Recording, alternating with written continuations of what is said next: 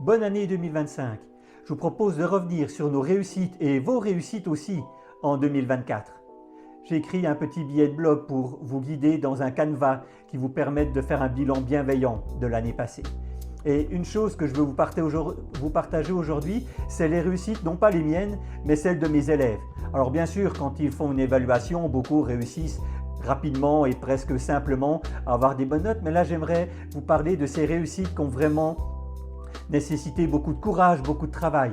En particulier pour Lisbeth, qui était une élève qui avait pas mal de difficultés dans ses apprentissages et qui était suivie par un enseignant spécialisé et puis qui a eu cette prise de conscience qu'elle pouvait mettre en place des techniques et s'améliorer et vraiment réussir. Alors bien sûr, il y a eu tout le travail en classe, le travail des enseignants, mais elle a réussi par exemple ces ECR, ces épreuves cantonales de référence qui sont des activités pas toujours très sympathiques, pas toujours proches de ce qu'on fait en classe. Elle a eu le plaisir de pouvoir les réussir et c'était une des preuves de son travail acharné.